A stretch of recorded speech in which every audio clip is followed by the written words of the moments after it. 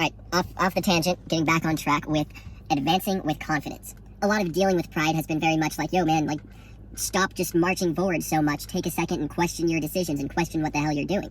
And I don't say that because you should be hesitant. And that's not the solution. The solution isn't necessarily to just be afraid of moving forward with your ideas. And the solution isn't to be just like forever questioning everything that you do and questioning if you're actually capable of this or if you're overreaching and if you should back off. That's not good. Because if you want to accomplish anything in life, you're going to have to advance forward. And you're going to have to advance forward without certainty. And so that's at the root of the distinction between advancing pridefully and advancing ambitiously, is that and a part of ambitiously would also be courageously. So a part of pride is that you tend to convince yourself that everything's going to be okay and that everything's just as it needs to be, and you create a strict, rigid view of, a point A to point B without thinking about all the complexities in between, and you march forward with arrogant confidence, with a perceived certainty that you'll get to part B. And that's not at all what ambition is. Another thing that pride might do, if you're prideful, you might do, is you won't take on any challenges that are beyond your comfort zone, and as a result of that, you continually justify your excellence. But that's simply because you're not doing things that are actually challenging you. And ambition doesn't do that either. What ambition does is it looks at things. It first off, accurate self-image, right? You know your limits, you know your weaknesses, you've got a good idea of what you're capable of, what you aren't capable of. At times, perhaps you'll gauge yourself, you'll commit to some kind of project that might be pretty grand, and you'll see how close to it you can get, and then you'll commit to a project that might be really small, but you'll complete it. First off, to remind yourself that you're not above such a small goal, and second off, to instill that action in the moment, and to be able to adopt the ability to complete things now instead of such grand goals that you can fall off along the way. So you'll do that, and you'll want to test, engage, figure out where your limits are, and as you do that, a part of ambition will be pushing yourself to do that, but as you do that, if you're ambitious, you'll be able to start gauging what kind of goals and what kind of things are just beyond your realm of capabilities. And you'll set goals that are just right there, that way you have to stretch yourself a little bit, but you're not overstretching yourself. There are a couple of ways to do this. The first is the biggest goals that you want to set. You've got your big purpose idea, right? But now we're looking more at ambitious goals as opposed to grandiose goals or whatever, or vanity goals. So the first thing that you're going to want to do is set goals within a certain time frame. And you're going to want to start with smaller time frames and gradually move out as you get better at the process of planning projects, and you get better at the process of actually doing projects. That's a process in and of itself, and you get better at the process of goal setting, and so you want to start with shorter term, and then as you get better at completing projects, you gradually make those projects more and more long term, and in some way all of those projects should be geared towards a couple of things. The first is a learning. You learn new things, you want to apply it, so these projects are going to be a way for you to apply what you've learned. Second is they're going to be teaching, and so while you're doing this project, there's some skill that project is going to require you to learn, and a part of that could also be overcoming certain weaknesses. A couple of examples of this is, let's say that we kind of talked about this, you don't tend to be able to achieve completion. Then you're going to want to set a goal that's very short in time frame, and you can complete it, and then you're going to set that goal simply to attain completion. It's obvious how you'll do it, and when I say that, I mean it can be as simple as like going outside and like digging a 6-foot ditch in the ground. That could be a great goal, and you get like a iron bar, and you just start throwing the iron bar in the ground, you get a shovel, and then you get a post hole digger. Oh man, that'll get you in shape in one fucking day. And it'll teach you completion. And you just sit there and you go, God damn it, I'm not leaving this little patch of dirt until this fucking hole is 6 feet down. And then you do it, and it's great. And then you got some practice completing something, and then you gradually scale up from there. If you have an inability to, let's say, pay attention, or you have a difficulty with dealing with the small things, let's say, then you can take on a detail-oriented project in order to help you figure out how to keep track of details and how to concern yourself with the smaller moving parts within each project.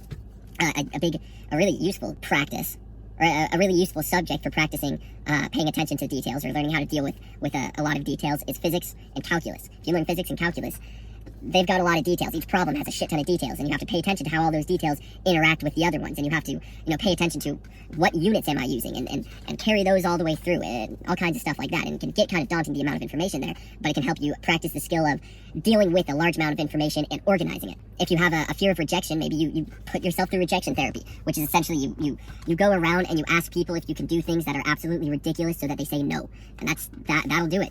You'll get used to rejection pretty freaking soon. If you tend to stay within your comfort zone, set a goal that is directed solely around going outside your comfort zone. If you're afraid of jumping out of an airplane, go do it. Well, with a parachute, but go do something that is just terrifying to you, and that's going to make you feel incredibly powerful and feel like you have a great amount of control over yourself, which will stimulate that more long-term, long-lasting ambition. Especially because it's, pride likes to stay inside of the comfort zone, likes to do what it knows, whereas ambition is entering chaos, entering the unknown, entering that which is scary, and that's a fundamental part of advancing without confidence. Funny how that, I got off track there, if I'm being honest. But it came back to the point I was trying to make at the beginning, which is, what was the point? Which is that advancing with confidence requires that you're comfortable with the unknown, and that you're okay with the possibility of failure, and you recognize the ways in which any endeavor, right, we can call this any era or any epoch, can go wrong, and you're aware of, for example, the harm that can be done to you by pursuing something. And that's something that pride won't necessarily allow us to do, right?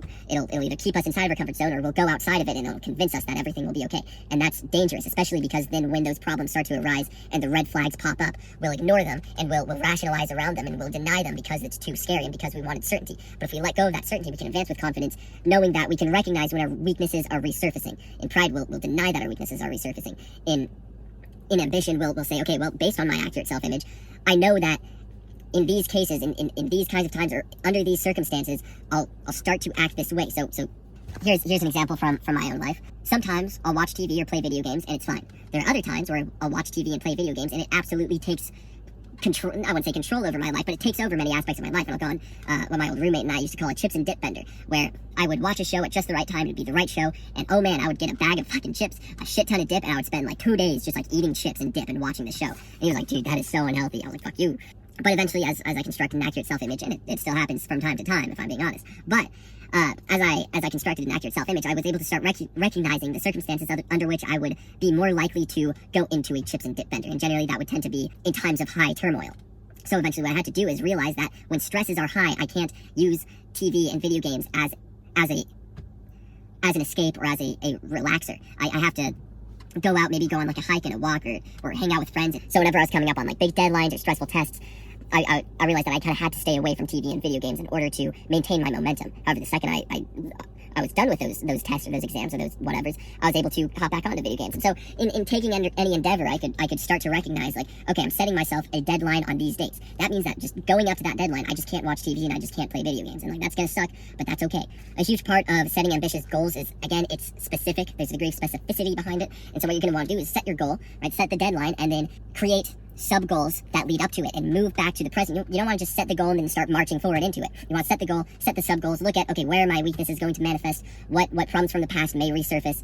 What are my limits? Where am I getting too grandiose? And think very specifically, if you want to do some kind of a, say a project of this or that, where am I going to get the materials for this project? I shouldn't just assume that they're going to appear when that time comes. Have a tangible, real thought out plan before you go about pursuing that goal. Furthermore, you're going to want to create branching plans so you can recognize, like, okay, if I fail at this point, or if this goes wrong, or if these things don't work out, how am I going to adjust? Analyze the entirety of the situation and all the resources available to you and the weaknesses of each resource, as well as your own. Finally, you're going to want to make sure that whatever project or whatever endeavor you're embarking on is going to in some way capitalize on your strengths, on the things that you're curious about, and other positive aspects of yourself. So you're going to want to think about what resources do you already have? Do you have a decent amount of money, or do you not have very much money? Do you have a lot of money and no self-discipline, or do you have no money and a lot of self-discipline? Two very different situations and very different strategies that are going to go along with them, very different goals that you're going to set. So you also want to incorporate what you do have and not just what you don't have, and not just your weaknesses and all that. And in that way, you can attempt to capitalize on those things that you are good at. You can also set goals that counteract your weaknesses, that are meant to overcome your weaknesses by playing off your strengths. And so, let's say in terms of completion, what you might want to do if you want to set a goal of completion, instead of maybe digging a ditch, if you tend to be very physically inclined, then perhaps digging a ditch is the way to go. But you might want to recognize something that you're already curious about, or something that you're already naturally inclined to be able to do, and then set a goal that incorporates that natural strength. So I want to look a little bit more at this idea of embracing failure, because that's not something that you do if you're prideful. And I don't think that failure seems like the most ambitious thing, but I think if you are ambitious, there's a certain way that you handle failure. And I'd hardly say that the ideas in regards with how to deal with failure are necessarily novel or profound in any way, but I think that the actual implications, or the actual use of these ideas, can be massively impactful on how you live your life, and generally we can't employ these ideas without establishing some degree of humility. So I want to look at a quote by Carl Jung that I think is a good representation of what it looks like to embrace failure. Carl Jung said, "Success confirms him in his mistakes, while failures are priceless experiences in that they not only open up the way to a deeper truth, but force him to change his views and methods." And man, that is a very, very clear and concise and accurate representation of the learnability that comes as a result of humility. This could be seen as another example of the problems that can arise with success, and why success can create pride or can cause us to become prideful because we don't become aware of our mistakes. And this comes off the assumption, which is an assumption that I think is very true or very accurate, which is that as we go through life, we can be successful in some things. But no matter what, everything we do, we basically do terribly. If we just do a few things right, then we generally tend to do pretty good. But if we don't realize at least a few of the things that we do wrong every time we do enough things right to be successful, then those things that we did wrong that we're not aware of are going to kick us in the ass further down the road. So in every success, because being successful is great, you want to have some victories, but after any victory, it's good to look at any luck involved, but also look at what you did wrong, and don't use victory or success to rationalize or justify away the things that you did wrong. Furthermore, any failure can then be perceived far differently, and instead of being something that causes us to be insecure or deflates the self-image or makes us depressed or makes us question ourselves, we can recognize that these are priceless experiences, that they reveal truth to us, that there's something that we can now reflect on. And as we saw in the using our accurate self-image, we can pursue things. And if we fail, then that pursuit isn't a waste of time, because now we have all this information to understand and pinpoint where and why and how we failed. And then use that to possibly not fail next time. Or at least fail for less reasons. So Carl Jung, in this context, is actually talking about himself and about his own approach to psychotherapy and how he goes about reasoning, and it's written almost as a note to himself, if you will, which is really fascinating, especially because this guy was like a freaking genius and was grappling with world-changing ideas. So it's really fascinating to read somebody who approaches his intellectual career with such humility, and you can really see that reflected in a lot of Jung's writings. I think kind of at the root of the humility that goes into being able to embrace failure is embracing and understanding the idea that we're pretty much terrible at almost everything that we do, and our goal is to just get less terrible. And if we're gradually or continuously getting less and less terrible at everything, then that is great, and that can be more than enough for us. Because if we're less terrible tomorrow than we are today, then that's just fantastic, and we'll have less problems to deal with in the future. So you only become less terrible by recognizing and noticing all the things that you're terrible at and all the things that make you terrible. When you are successful or when you accomplish something, you can quickly become blind to your flaws and to your weaknesses, and you can become blind to everything that you're doing wrong, and you can even become blind to everything that you did wrong along the way towards being successful. And I think that's something that we often leave out, is that we think that success is an indication that we did all of this stuff right. And generally, I think success tends to be an indication that we did a couple of things right, and we did a lot of things less wrong than either other people or than we've done in the past, and that there were still the vast majority of those things going wrong. And so even with successes, we can look back and still pick apart things that we could have done better. And again, it's not about diminishing the value of your victories, or not letting yourself feel accomplished, or constantly making yourself feel like you're a worthless piece of shit, even though you kind of are.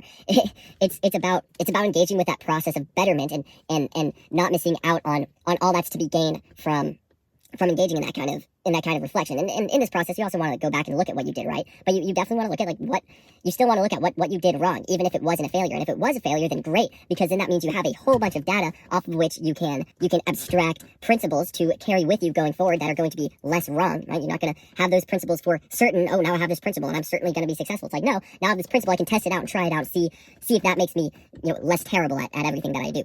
And that's really useful. I think it's a great perspective to take when dealing with failure and with dealing with success as well, because as we talked about in humility, success can have a lot of damaging effects on the psyche. So as we go through these epochs, if you will, we engage in any pursuit or source of betterment, right, whether in ourselves, others, or in attempting to make society better, we go about these kind of epochs, and what you want to do is see the beginning and the end of each kind of journey as a time to reflect and a time to anticipate and plan. And once you're in it, per se, you've laid out your plan, you want to drive forward and not question what you're doing. I mean, obviously you want to question what you're doing, but not question if you should even be trying, if that makes sense. And you shouldn't let that idea of failure cause you to step back. You want to march forward, and to some degree you want to march forward in order to make the mistakes that you're going to make, so that you can find out why they're mistakes, and so that you can find out why, get that experience that reveals to you what you're doing wrong, that you otherwise couldn't get if you just didn't engage with it. So once you've gone about planning out some journey that you're going to go on, or your next undertaking that's going to be useful in either bettering yourself, your family, friends, or society, you're going to want to go through your planning phase, look at what you might need to anticipate, and then as you go through, you kind of march forward with a degree of blindness, with just the necessity to act in the moment. And then at the end, since you've spent all that time gathering data and the development of the accurate self-image, you can see what went wrong and you can extract new problems and new things to do better. And you can have new weaknesses to either work to counteract or to be aware of going into your next journey. And then each journey will be either more successful or reveal to you new ideas that you'll find fascinating and that you'll be able to use to benefit off of.